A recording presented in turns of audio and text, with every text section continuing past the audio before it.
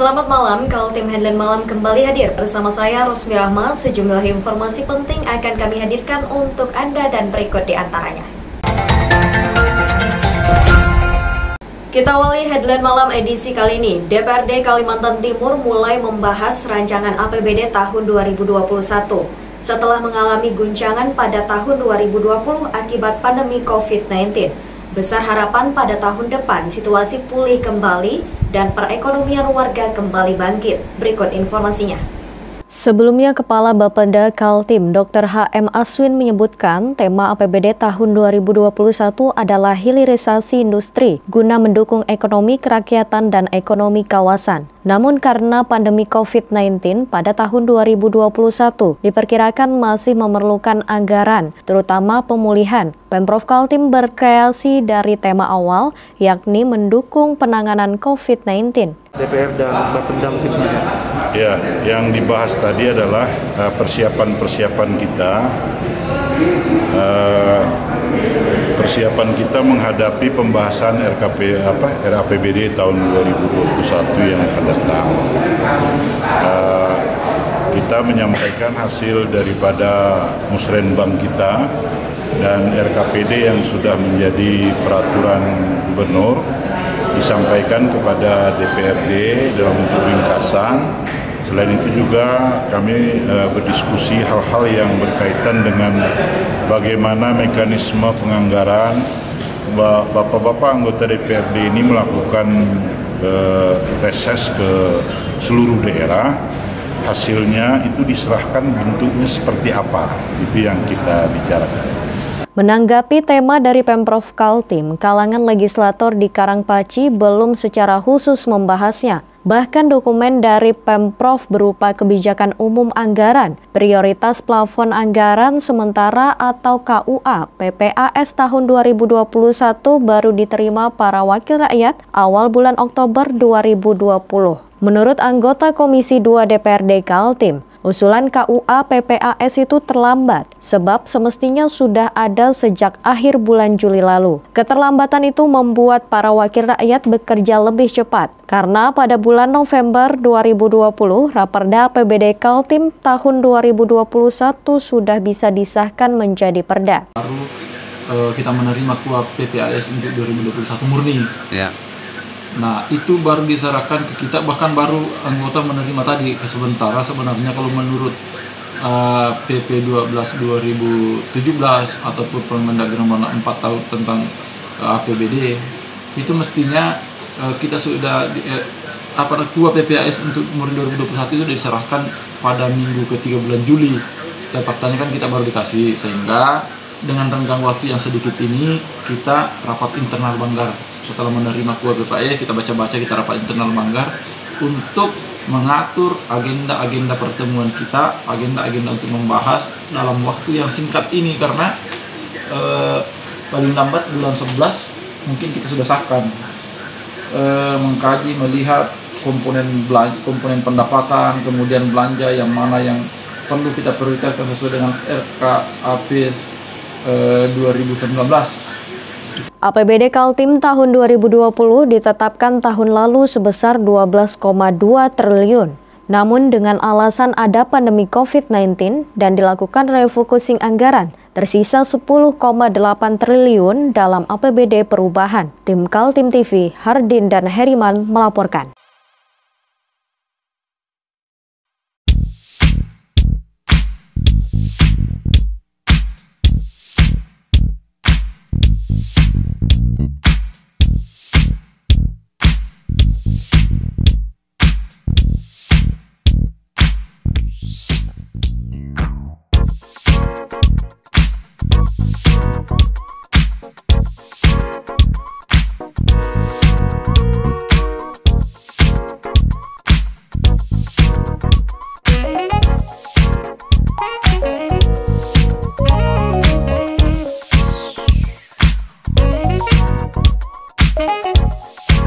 ...130 mantan pasien COVID-19 donor plasma konvalesen di Kodim 0905 Balikpapan.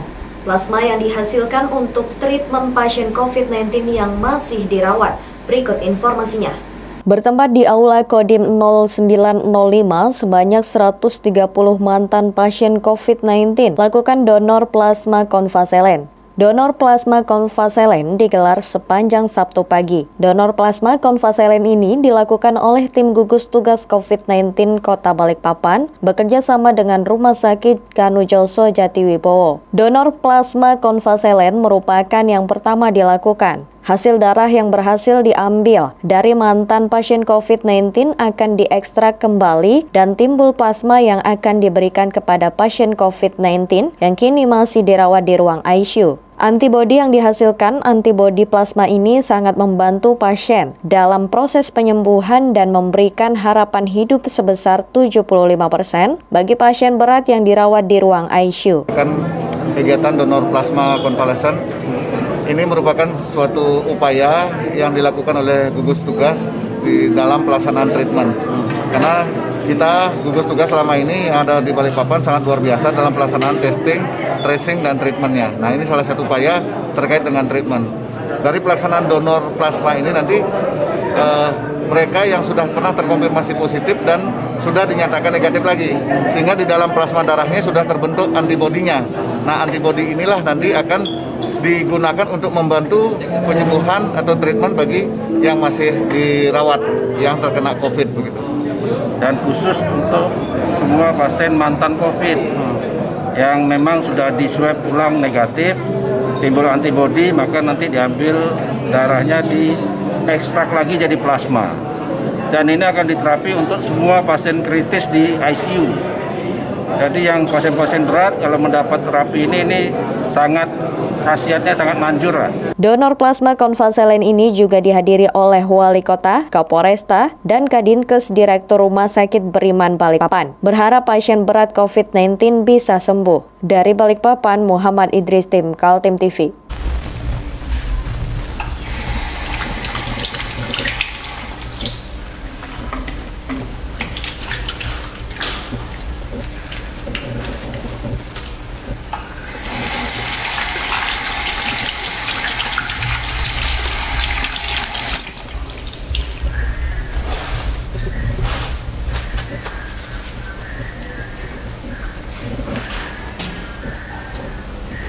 Meskipun di rumah saja, kita tetap selalu menjaga kesehatan, cuci tangan, menggunakan hand sanitizer. Ingat, mulailah dari diri sendiri. Komisi Pemilihan Umum mengumumkan ranjau-ranjau yang tidak boleh dilanggar pasangan calon selama masa kampanye. Di antaranya, paslon dibatasi melakukan kampanye tatap muka yang dihadiri sebanyak 50 pendukung saja. Sedangkan untuk media sosial dibolehkan menggunakan 20 akun resmi.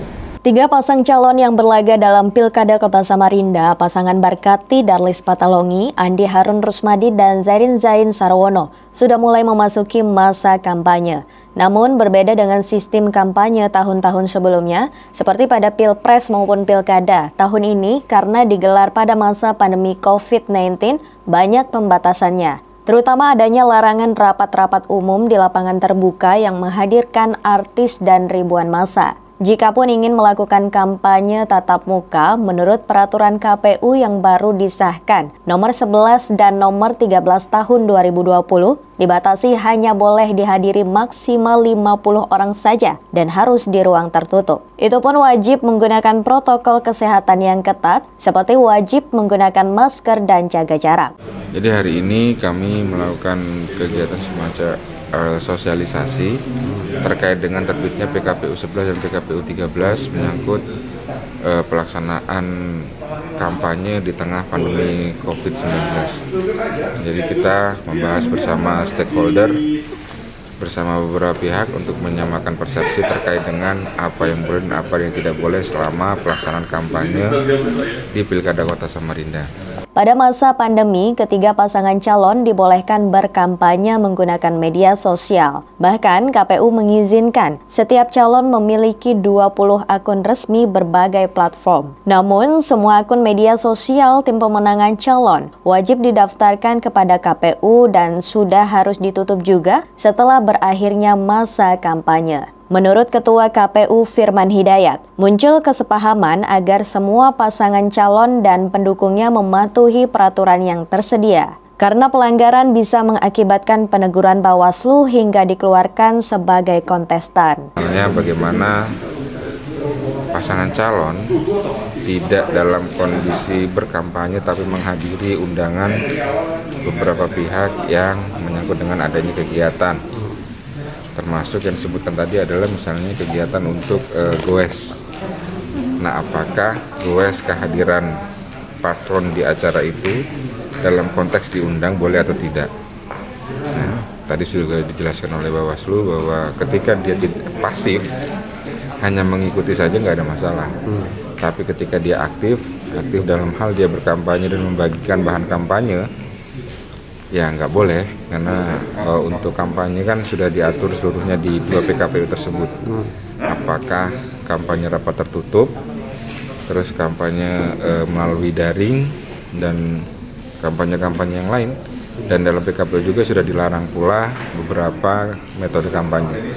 Rapat umum nggak boleh, konser sudah nggak boleh, terus pentas seni nggak boleh, perlombaan juga nggak boleh. Dan metode kampanye juga sudah dibagi beberapa zona, ada 3 zona se-Samarinda, dan itu harus dipatuhi bersama. Sementara menyangkut alat peraga kampanye juga sudah diatur oleh KPU bekerja sama dengan pemerintah Kota Samarinda menyangkut kawasannya. Menurut Asisten 1 Pemkot Samarinda, kandidat dan pendukung harus mematuhi tempat-tempat untuk memasang baliho, spanduk, dan poster agar estetika kota terjaga dan tidak kumuh. Di mana terjadi kesalahan pasang atau pelanggaran terhadap pemasangan APK itu akan didata.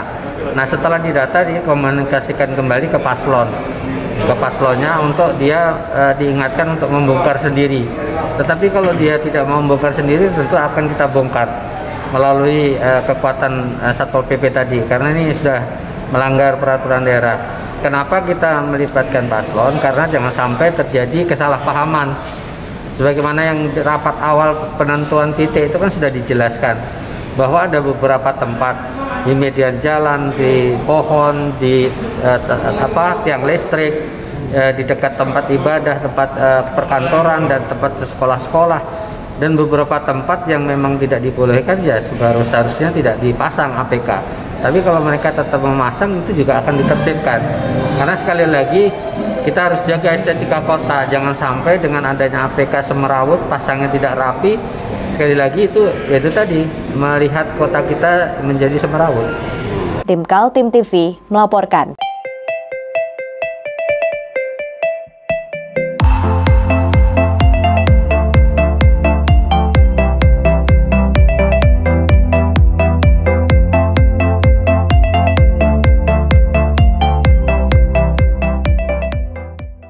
Tiga pasangan calon yang berlaga di Pilkada Kota Samarinda punya kesempatan untuk memasang iklan di berbagai media mainstream maupun media sosial.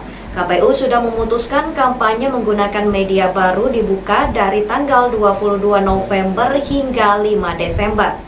Jika timeline media sosial seperti Facebook, Twitter, WhatsApp, maupun YouTube penuh dengan informasi tentang calon-calon peserta pilkada, masyarakat tidak perlu resah. Sebab itulah konsekuensi dari diizinkannya setiap pasangan calon maupun tim pemenangan menggunakan media sosial untuk aksi kampanye mereka. Komisi Pemilihan Umum membolehkan tiap pasangan calon dan tim pemenangan mengaktifkan 20 akun media sosial berbagai platform. Tapi syaratnya, semua media sosial itu wajib didaftarkan kepada KPU agar mudah diawasi oleh Bawaslu. Tidak hanya media sosial, paslon juga diperkenankan memasang iklan di media mainstream, seperti surat kabar dan media online. KPU telah mengumumkan jadwal pasangan hanya selama 14 hari, yakni dimulai tanggal 22 November hingga 5 Desember. Seperti diketahui, pilkada digelar tanggal 9 Desember, sehingga antara tanggal 5 sampai 8 Desember adalah masa tenang. Sesuai dengan tahapan kampanye, itu dilaksanakan mulai tanggal 26 September hingga tanggal 5 Desember, selama 71 hari. Namun, untuk fasilitasi iklan kampanye, yang dibagi kategorinya media cetak dan elektronik oleh KPU Kota Samarinda pada tanggal 22 November sampai tanggal 5 Desember atau selama 14 hari. Iklan itu tercantum, tahapan itu tercantum sesuai dengan PKPU 5, tahapan program dan jadwal KPU tahun 2020. Kemudian untuk pasangan calon dapat berkampanye sejak tanggal 26 sampai tanggal 5 Desember melalui media sosial atau media daring gitu ya. Namun pada saat pasangan calon ingin memasang iklan di media daring, maka tetap mengacu pada jadwal 22 November sampai 5 Desember 2020. Begitupun pada saat ingin pasang iklan kampanye di media sosial.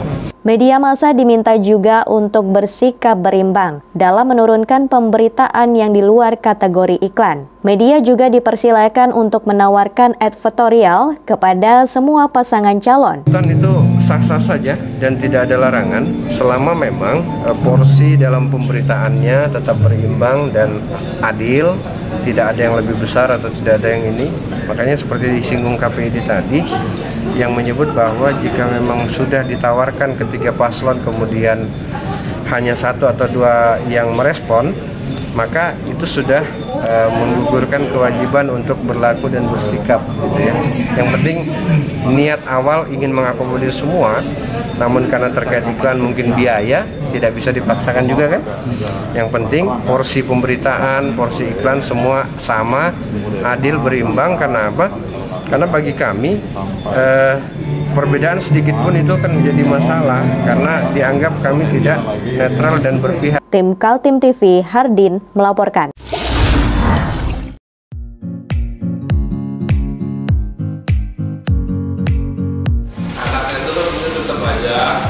Cara mudah beriklan digital di Kaltim TV.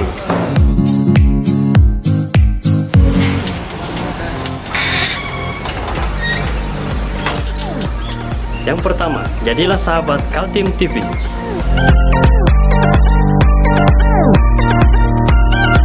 Dengan Rp1.000.000, para sahabat mendapat 20 kali tayang di slot berita kamu.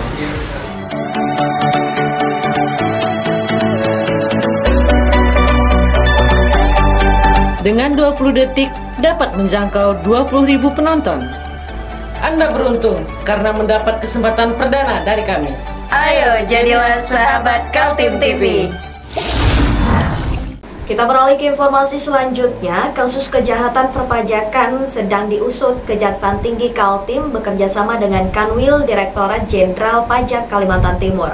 Seorang direktur perusahaan minyak berinisial MIF kini ditahan karena bukti-bukti yang menunjukkan dia merugikan negara sekitar 2,9 miliar. Direktur perusahaan CV Bis berinisial MIF kini menjadi tersangka. Kejaksaan Tinggi Kaltim sudah menyerahkan berkas penyidikan ke Kejaksaan Negeri Samarinda untuk disidangkan di pengadilan. Direktur perusahaan penjualan minyak itu dituding telah merugikan negara sebesar 2,9 miliar. Tuduhan kepada MIF menyangkut kejahatan perpajakan. Menurut Kepala Kanwil Direktorat Jenderal Pajak atau DCP Kaltim, Samon Jaya, dalam sebuah acara jumpa pers di kantor pajak Jalan MT Haryono Samarinda, tersangka MIF sengaja menyampaikan SPT atau Surat Pemberitahuan Masa Pajak Pertambahan Nilai atau PPN secara tidak benar atau tidak lengkap. Dilakukan oleh kejaksaan. Kita sudah serahkan ke kejaksaan. Nah, biasanya sama kejaksaan kalau misalnya belum lengkap, P19 balikin dulu, lengkap kita ini sudah lengkap. Sudah P21. Ini langsung masuk materi ya. Sudah P21. Sekarang nih kejaksaan akan membawa kasus tindak pidana perpajakan ini ke pengadilan melalui kejaksaan negeri. Jadi bukan kejaksaan tinggi. Koordinasi sama kejaksaan tinggi. Nah, hari ini kejaksaan tinggi sudah menyerahkannya ke kejaksaan negeri. Nah, itu persoalannya. Nanti ada apa namanya modusnya seperti apa. Kemudian kerugian negara juga ada apa. Perbuatan direktur perusahaan itu yaitu dengan sengaja mengkreditkan faktur pajak, masukan yang tidak berdasarkan pada transaksi sebenarnya, seperti dalam SPT masa PPN wajib pajak. Perbuatan itu sudah dilakukan sejak tahun 2012 hingga 2015. sehingga menimbulkan kerugian negara mencapai 2,9 miliar. Menurut Samon Jaya didampingi Kepala Kantor Pelayanan Pajak Pratama Samarinda Ilir, Emri Mora Singarimbun, upaya persuasif sudah dilakukan kepada MIF selaku wajib pajak, yaitu dengan cara membetulkan SPT masa PPN dan membayar kekurangan PPN. Namun karena tidak juga melaksanakan kewajiban, MIF akhirnya dibawa ke ranah hukum dan dijadikan tersangka. CVBIS ini memang sudah sejak awal. Ini kita sudah lakukan tindakan persuasif. Jadi awalnya dulu yang bersangkutan, begitu kita deteksi ada transaksi yang dilakukan tidak sesuai dengan kenyataan, ini kita sudah panggil ke kantor. Kita ada himbauan dari namanya AR.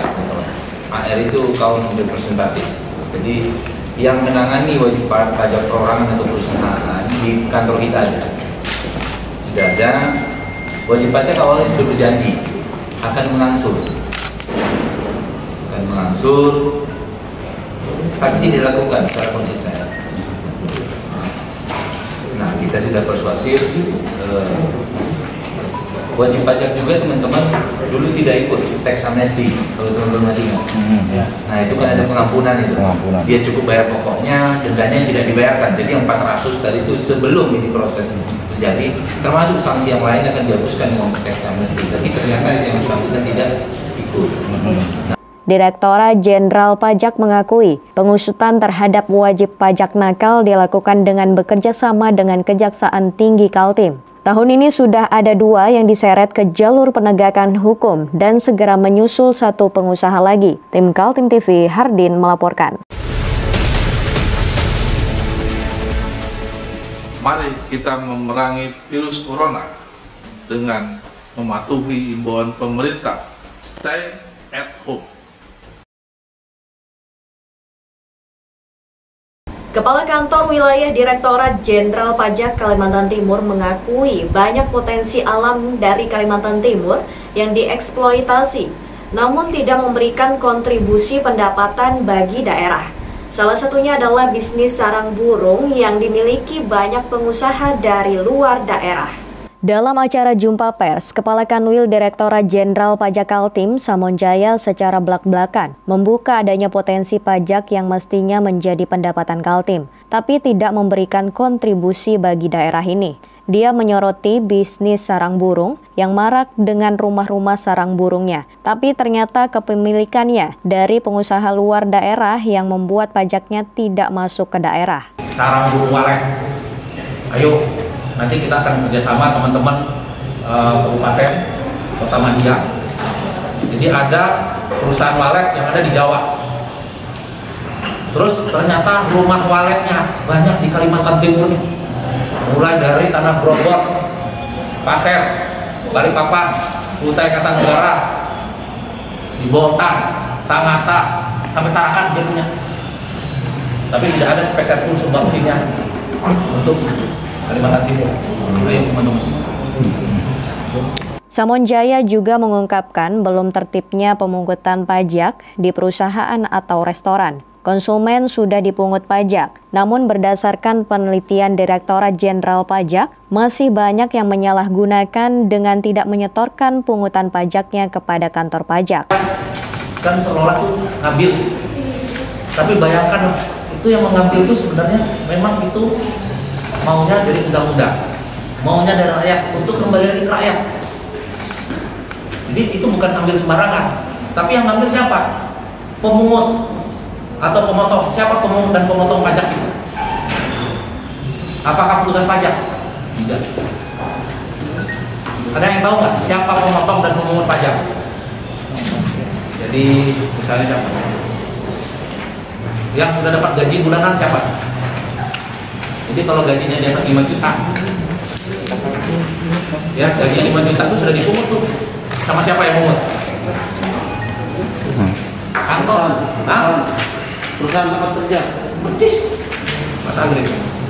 Tapi apakah yang memungut tadi, perusahaan itu tadi, itu sudah setor nggak ke negara?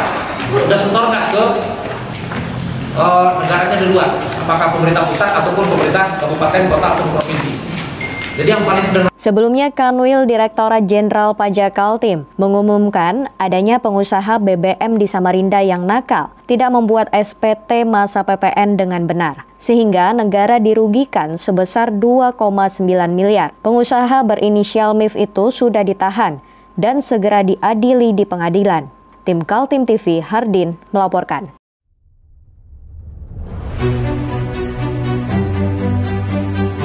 Ini kita ada kegiatan untuk membungkus sembako untuk dibagikan ke masyarakat yang membutuhkan karena COVID-19 ini.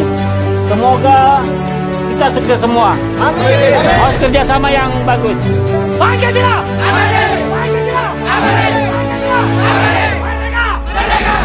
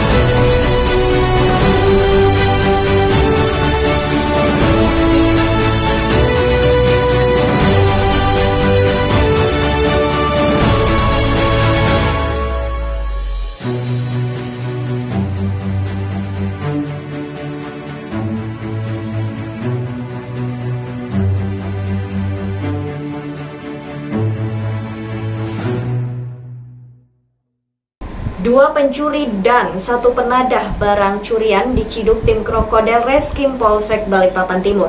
Tersangka melakukan aksi pencurian lantaran sakit hati. Dua orang tersangka pencurian dan seorang penadah besi scaffolding dan metal plank pada 22 September lalu di kawasan gudang PT Graha Mandiri Sakti digiring petugas kepolisian Polsek Balikpapan Timur pada Kamis siang. Tersangka Samsul dan Saiful Bahri melakukan aksi pencurian sekitar pukul 4.30 dini hari dengan menggunakan mobil pick-up hitam dengan nomor polisi KT8415K. Aksi pencurian ini dilakukan lantaran sakit hati tersangka yang merupakan mantan karyawan yang dipecat oleh pihak perusahaan. Kedua tersangka diamankan di lokasi yang berbeda pada tanggal 24 September 2020. Besi seberat 1 ton tersebut dijual kepada pengepul besi tua La Usman di kawasan Sumberjo, Balikpapan Tengah. Korban pemilik besi scaffolding dan metal plank mengalami kerugian mencapai 542 juta rupiah. Modus operandi dia mengambilnya itu seperti apa, Komandan? Modus operandi kebetulan tersangka ini mantan karyawan GSM yang sudah diberhentikan. Itu jadi kejadian ini sudah lama, mulai di tahun 2018. Modus operandinya itu dia sebenarnya itu apa ya, boleh dikatakan masih saudara sama pemilik perusahaan itu. Dia diberhentikan, saya tidak tahu kenapa diberhentikan. Yang jelas dia mengganti kunci ya, kunci-kunci yang ada di gudang itu. Padahal dijaga karena yang jaga itu juga kenal sama tersangka, mungkin ya dianggap dia tidak akan melakukan tindak pidana. Itu. Jadi dia bekerjanya itu jam 04 lah, 04.30 dia mulai bekerja. Dini hari, Pak? Dini hari. Diangkut, Pak. Kenapa kamu ngambil? Hilaf aja. Hah? Karena hilaf? Masa hilaf sampai berkali-kali ngulang gitu? Iya.